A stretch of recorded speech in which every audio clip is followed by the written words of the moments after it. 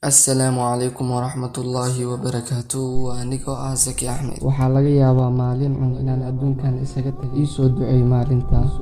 Codkayga hadduu ku soo gaarayna u sii sheergaray intii muslim ah. Walaashayda muslimadda ahee iyo walaalkayga muslimka ahow si wacan ii dhagayso. Waxaa laga yaabaa codkaygan haddaad si wacan u dhagaysato in waxyaalo badan oo qisadan ku jirta inaad adiga noloshaada u beddeli doonto. Gabadh dhalinyaro ah ayaa tiri, waxaan maqlay cod aadaan ah, waxaana dhegaysanaya heestii ayaan joojiyey anigoo sugaya intuu aadaanka ka dhammaanayo. Laakiin intaan dhegaysanaya aadaanka waxaan dareemay in soodku aadaanku yahay wax la yaab igu noqday. Markuu dhammaaday aadaankii, heestii ayaan mar kale daartay.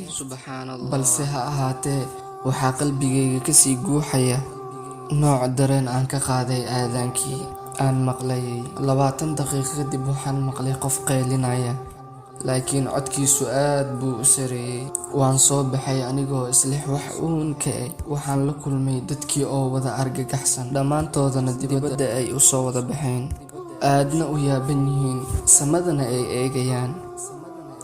Waxaan weydiiyey maxaa dhacay. Cid ii jawaabta waan waayay, ilaa aan ugu dambeyn aabbahay aan u yimid isagoo dhahaya qoraxdii baa saakii galbeedka ka soo baxday.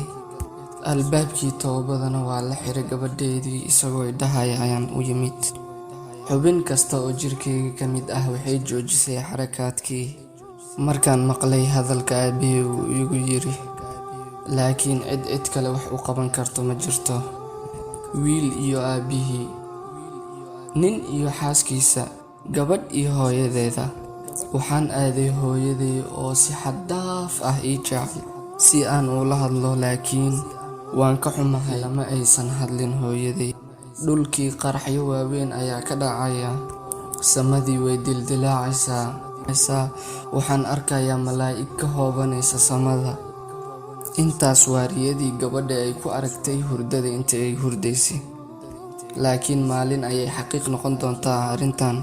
Walaalahayga muslimiintow, maalintaas maxaan u diyaarsanay?